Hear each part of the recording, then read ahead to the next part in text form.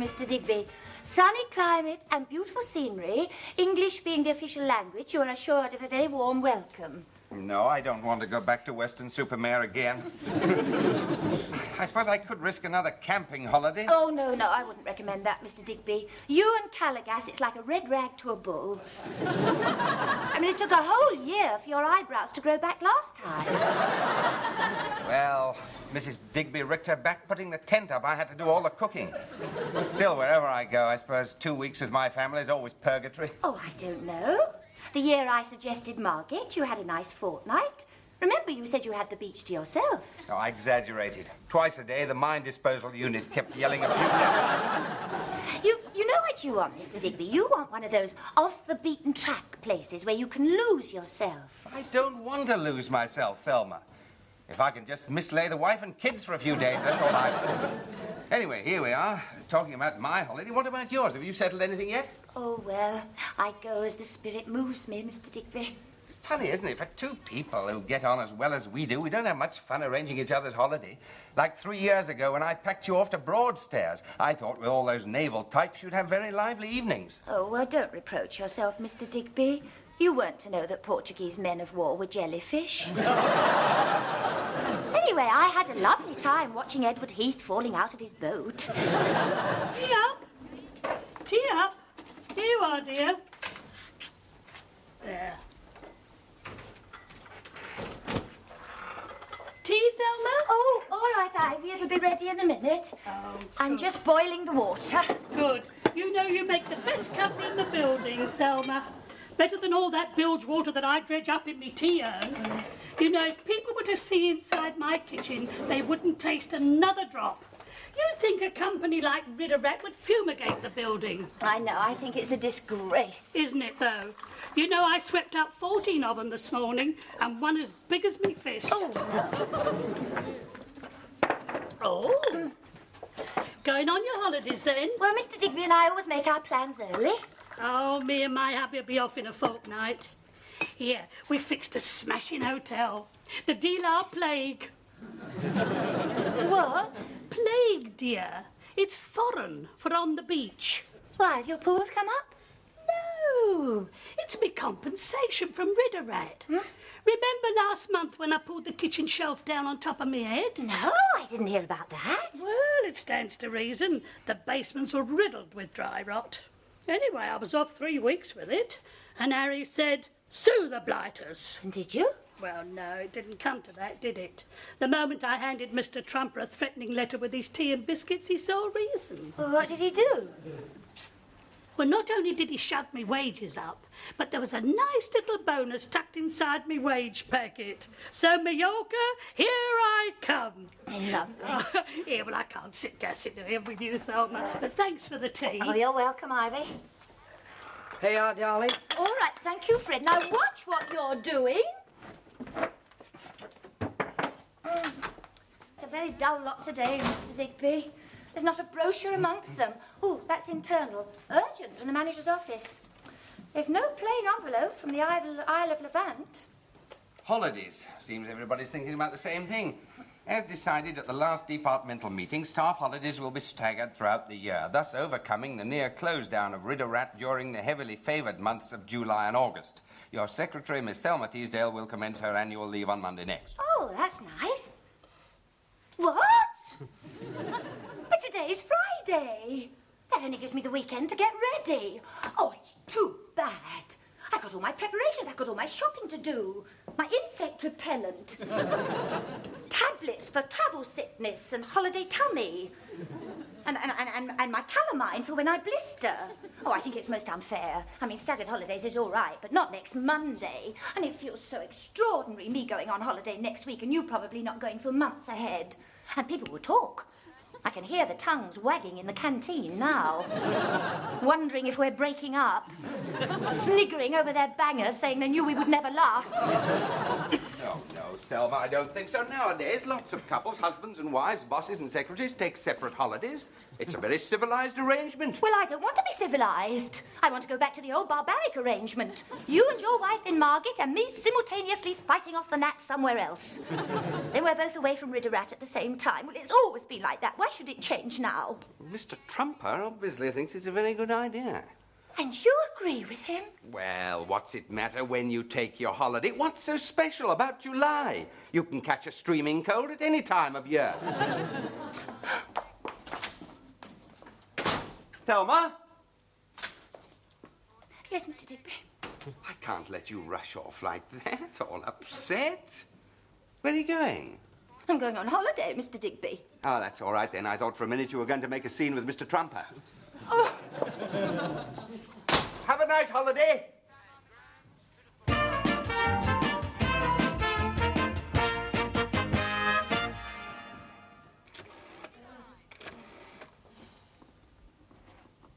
Administration. Good morning. Roland Digby here, Public Relations.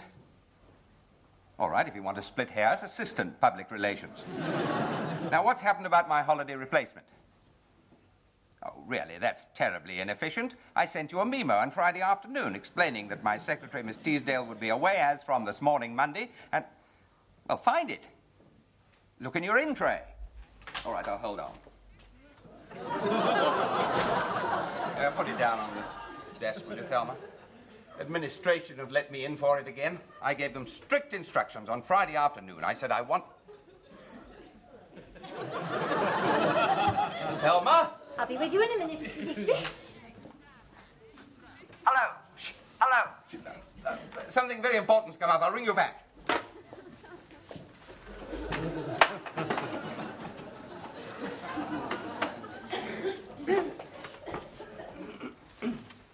Are you trying to tell me something, Thelma?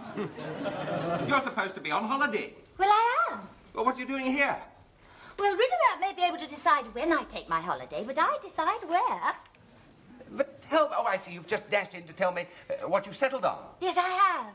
I've decided to holiday at home. You always told me you hated the sight of your home. Oh, yes, I do. I don't mean home. I mean here, in the office. But Thelma, that's verging on the eccentric. It just is not done for people to take their holidays here in the office. Well, maybe I'll start a trend. I mean, I think holidays at the seaside are vastly overrated, don't you? You sit on the beach, you get tar all over your bikini, and you spend hours queuing up with a lot of seagulls at the RSPCA cleansing station. And then it pours with rain, and you spend the afternoon in a bus shelter watching the local louts uprooting the flower clock. No, I'm fed up with all that. But, Thelma, I can't allow you to spend your whole holiday here in the office at my beck and call. I should feel so guilty. Where are my bacon and eggs? Well, I thought you might like to join me in the holiday spirit and kick off with a continental breakfast. That's a croissant, isn't it? Yes, I got it at the Jewish delicatessen. Well, it's a sort of Jewish continental breakfast. Aren't you going to join me? No, I think I'll wait till 11 o'clock and run out and get some candy floss. Ah, that'll be Eleanor. Thelma, the telephone. Yes, I know. Well? I'm on holiday, Mr. Digby. Thelma, there is the phone ringing its head off. You don't mean to tell me you're going to sit there and just not answer it? Hello, Eleanor. Yes. Why bother me with it? Surely Gwendolen can run a few errands. What's the point in having a daughter if she can't do a bit of shopping? That? Oh, I don't agree. I don't think it's too much for her to carry. All right, I'll tell the coal merchant he's got to deliver it. Oh, not a grocer's list as well. Here, Thelma, make a list for the grocer. Would you Well, write... I would if I was here, Mr. Digby, but you see, I'm on holiday. Oh, I'm on holiday. Yes, all right, Eleanor. Yes? Oh, really, it's too bad, Mr. Digby. You can't manage on your own. They must get you an assistant. Yes, the safety regulations report, Mr. Trumper. I'll bring it up to the board meeting. Yes, hold on a moment. Yes, Eleanor, what is it? Yes, broccoli spears, large. Yes, pan scourers. The rate you get through them, it'll be cheaper to buy new pans. Yes, all right, got that. Hold on. Give a minute, Mr. Trumper. Yes, Eleanor, what is it? Yes, cottage cheese. Yes, got that. Hold on.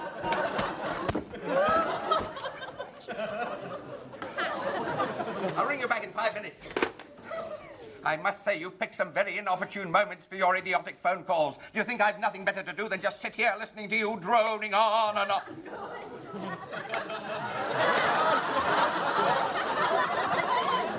I'm terribly sorry, Mr. Trumper. I thought it was someone else. Well, a strange woman keeps ringing me up. My name is Mrs. Digby, actually. Yes, Mr. Trumper. I'll see that you get the report by 11:30. Yes, sir. Thank you. Thelma? Yes, Mr. Digby? That safety regulations report. Did you type it out? No, but I'll do it directly I get back from holiday. That's no good. He wants it this morning. He's not going to have it then, is he? Oh, Thelma, you're being very inconsiderate, showing me no consideration at all. No consideration. After giving you the best years of my life. Washing, cooking, ironing, having your children. For the afternoon while you were Let me tell you, if it wasn't for me, you'd still be in the mailroom licking stamps. Oh, would I? Well, let me tell you, you're not the first person to have fallen for my 60 words a minute. When I was younger, I used to get proposals by every internal post. I don't believe it. Who, for instance? Well, Mr. Dobbs, for instance, on the 6th Mr. floor. Dobbs, He wanted me to little work for him. bastard. And there's a man who really knows how to treat a woman. Changing your typewriter ribbon, slipping you the odd box of paper clips. Mr. Dobbs is a real man. Miss Teasdale, I refuse to discuss this a moment longer. Mr. Digby, so do I.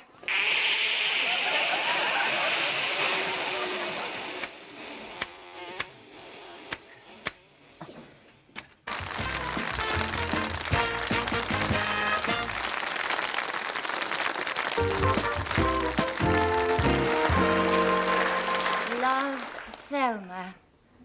Dear Olive, having a wonderful time, spending 5 glorious carefree days on the fire escape. Ever so peaceful and no crowds.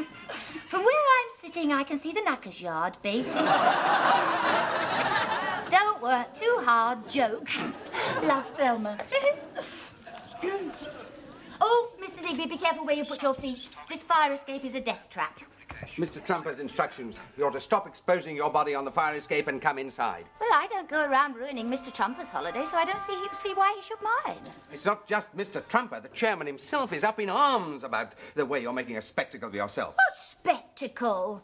Anyway, he can't possibly see me from that distance. Well, he can now. His secretary's holding him by his feet. He's hanging halfway out of his window.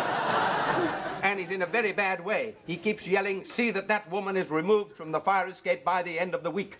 Honestly, Mr. Digby, I think it's an absolute disgrace the way Trumper gives you a run around. He treats you like an office boy. No, he doesn't. I stand up to him very often. When did you last stand up to him? Well, last week in his office. He made a suggestion and I didn't agree with it, so I really put my foot down. Well, that was safe enough. With a thick pile of carpet in his office, he probably didn't hear it.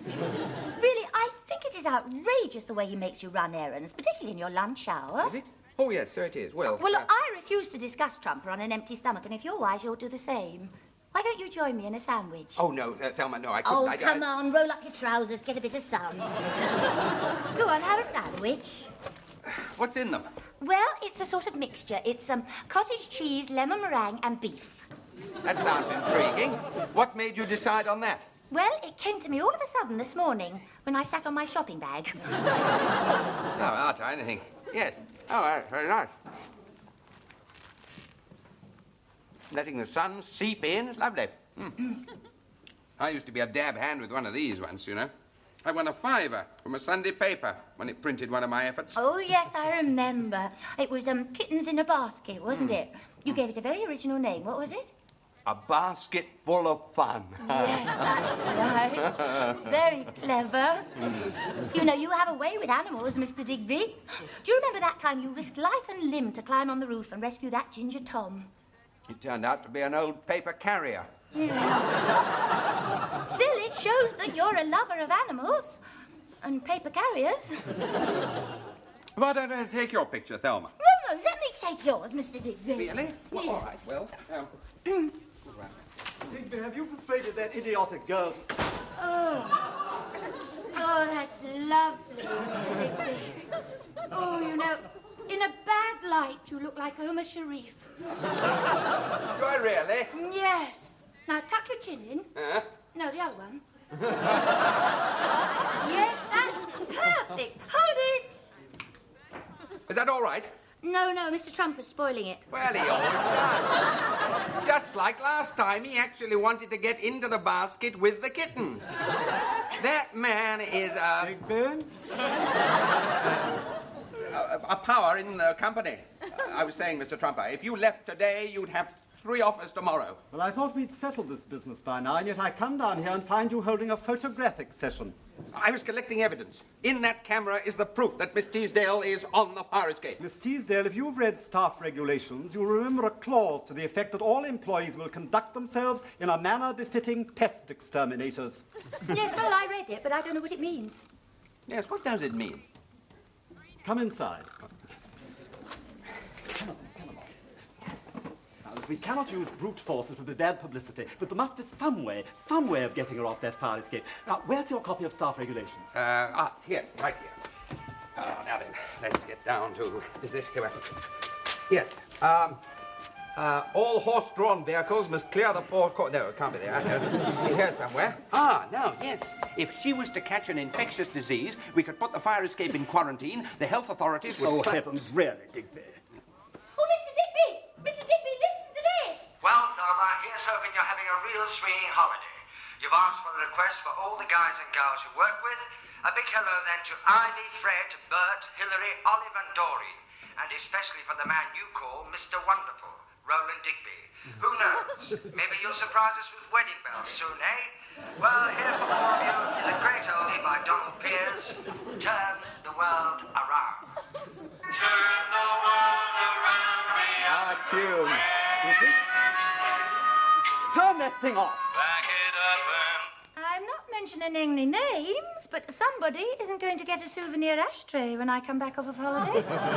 Your holiday is over as from now, Miss Teasdale. I want you off that fire escape within 5 minutes. On what grounds? On what grounds? On what grounds? Well, come on. If she's still there after dark without a real light, we could have her towed away.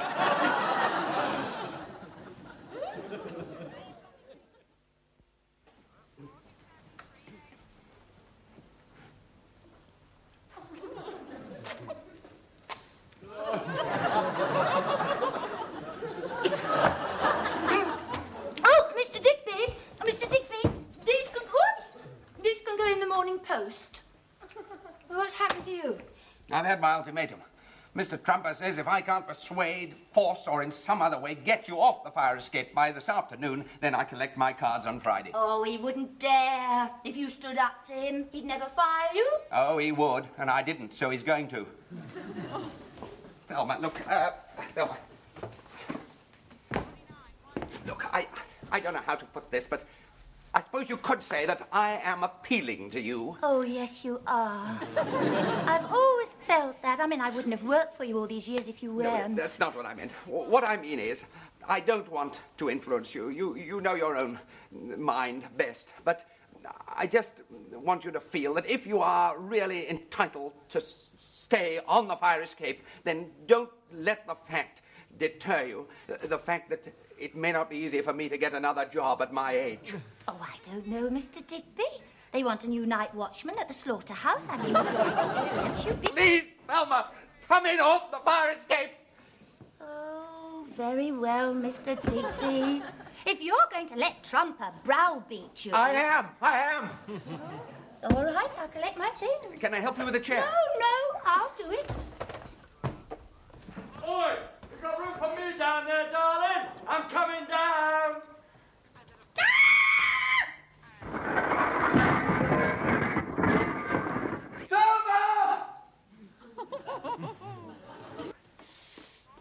Oh, I'm sorry to be so slow, Thelma, but this book isn't too good on sprained ankles. Now, if you'd been bitten by a puff adder or got a bead up your nose, we'd be laughing. Because when I was in the Cubs, we used to treat sprained ankle with cold tea. You better wait till Ivy gets here. She'll probably have an urn full. If she does get here. Ever since that shelf fell on her head, she's complained of her loss of sense of direction. Twice last week, she wheeled her trolley straight into the gents and started serving. Well, if you ask me, she's laying it on a bit thick. I don't know what she's trying to prove.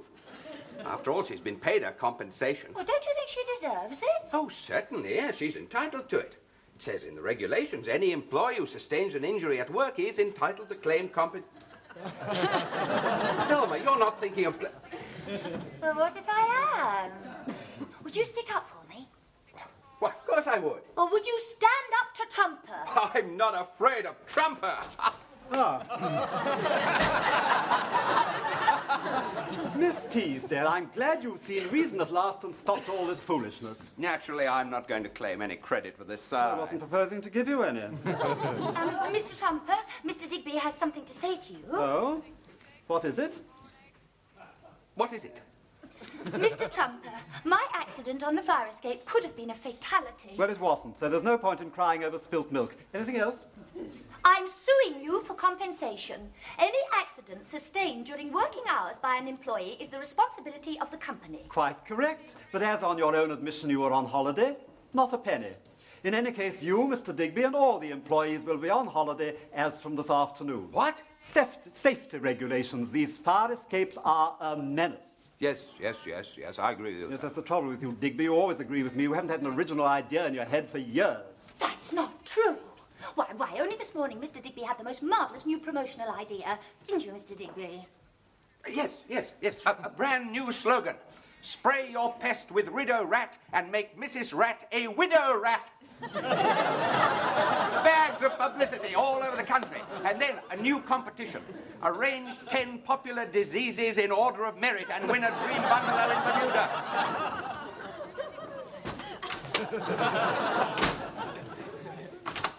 And another thing. If anybody in this office looks like Omar Sharif, it's me.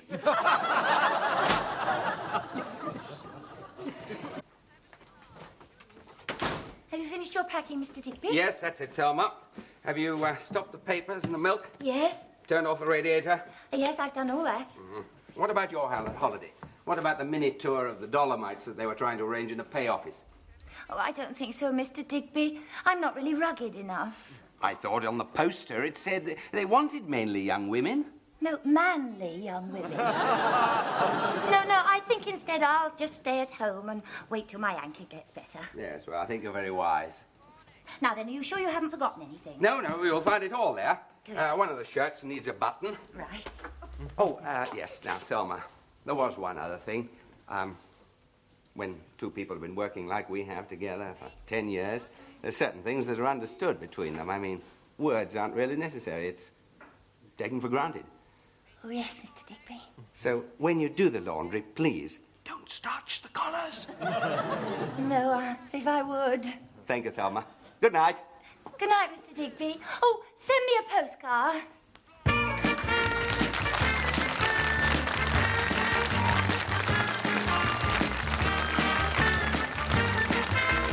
More from Rideau Rat at the same time on Monday. Next up this morning on Plus, the Ropers get some professional help. I think it's about time in George and Mildred.